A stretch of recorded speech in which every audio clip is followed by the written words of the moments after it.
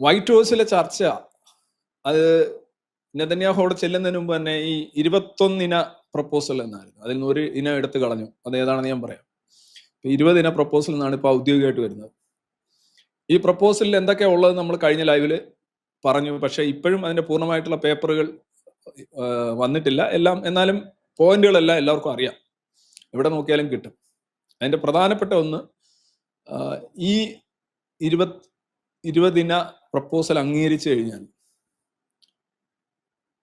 ഹമാസിനെ സംബന്ധിച്ചിടത്തോളം that will be the end of it. അവരുടെ സംബന്ധിച്ചോളം അതൊരു അവരുടെ ശരിക്കും പിന്നെ അവരില്ല, they are done, they are finished. കാരണം അതിനകത്ത് പറയുന്ന ഒരു കാര്യം, they have no future, they have no role in the future governance of Israel, I mean Gaza. ഗാസയുടെ ഭാവി ഭരണത്തിൽ അവർക്ക് യാതൊരു പങ്കുമില്ല. So from the civil administration they are out. Number 2, they have to disarm. അവർക്ക് ആയുധങ്ങൾ താഴെ വെക്കേണ്ടതുണ്ട്, കയ്യിലിരിക്കുന്ന ആയുധങ്ങൾ കൈമാറേണ്ടതുണ്ട്, അവരുടെ രഹസ്യ സങ്കേതങ്ങൾ വെളിവാക്കി കൊടുക്കേണ്ടതുണ്ട്. ഒരു സൈനിക ശക്തി എന്ന നിലയിൽ ഗാസയിൽ ഇനി ഹമാസിന് ഓപ്പറേറ്റ് ചെയ്യാൻ സാധിക്കില്ല. അതാണ് നമ്പർ 2. നമ്പർ 3, അവിടെ സ്റ്റെബിലൈസ് ചെയ്യാൻ വന്ന ഫോഴ്സ്, അതിനകത്ത് അറബ് നേഷൻസ് ഉണ്ട്. Arab nations around 8 nations including Pakistan and Indonesia, തുർക്കി. അതിൽ ഇന്തോനേഷ്യ പോട്ടെ, തുർക്കിയും പാകിസ്ഥാനും ശ്രദ്ധിക്കണം. എന്തിനാണ് അസീം മുനീറിനെയൊക്കെ അവിടെ വിളിച്ചു വരുത്തിയത് എന്നുള്ളത് വളരെ വ്യക്തമായിട്ട് ഇപ്പം നിങ്ങൾക്ക് മനസ്സിലാവുന്നുണ്ട്.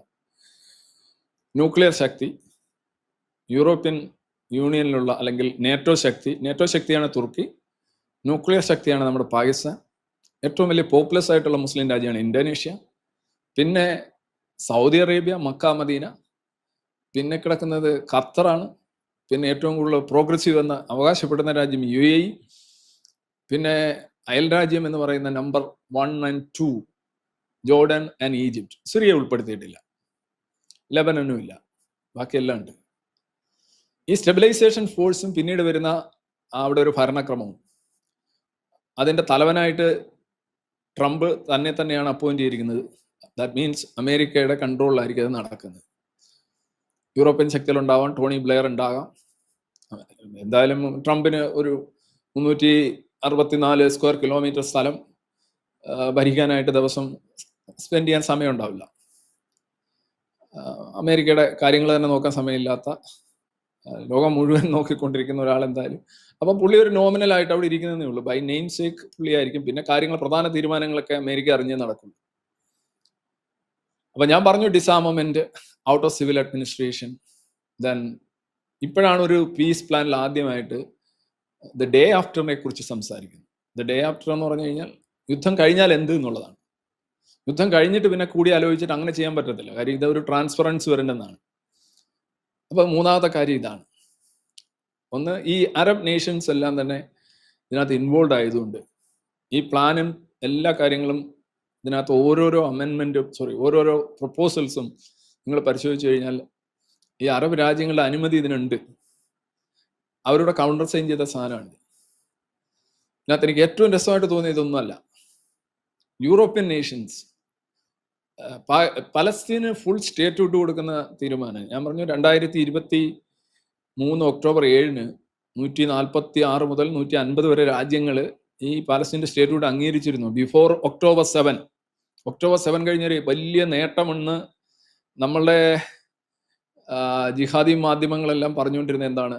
പാലസ്തീൻ പ്രശ്നം വളരെ വൈഡറായി ലോകം മുഴുവൻ എത്തിക്കാൻ കഴിഞ്ഞു, പാലസ്തീൻ്റെ സ്റ്റേറ്റ് വിട്ട് നേടാൻ കഴിഞ്ഞു.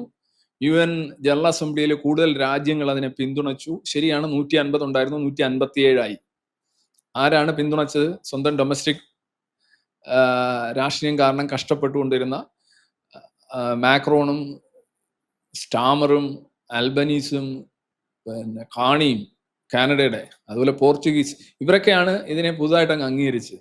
അവർ അംഗീകരിച്ചപ്പോൾ തന്നെ അവർ പറഞ്ഞത് എന്താണ്? ഇത് ഹമാസിന് വേണ്ടിയല്ല, ഹമാസ് ഇല്ലാത്ത ഒരു സംഗതിക്ക് വേണ്ടിയാണ് ഞങ്ങൾ ഇത് കൊടുക്കുന്നത്.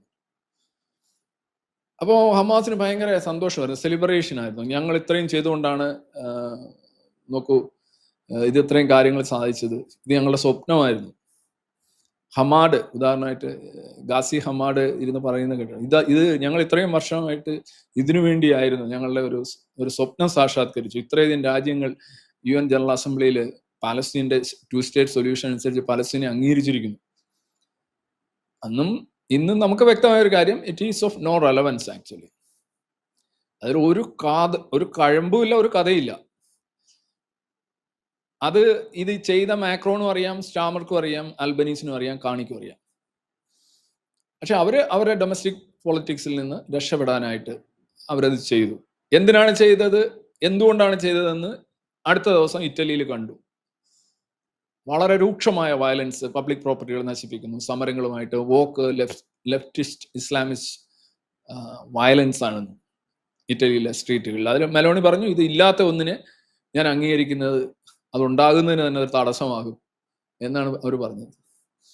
അപ്പോഴാണ് വയലൻസ്. ഈ വയലൻസ് സിഡ്നിയിലും ലണ്ടനിലും ഒട്ടാവോയിലും പാരീസിലും ഒക്കെ ഉണ്ടാകേണ്ടതെന്നായിരുന്നല്ല, ഇതിനേക്കാൾ ഭീകരമായി ഉണ്ടാകേണ്ടതായിരുന്നു. ഇറ്റലിയിൽ ഉള്ളതിനേക്കാൾ ഭീകരമായിട്ട് ഉണ്ടാകേണ്ടതായിരുന്നു.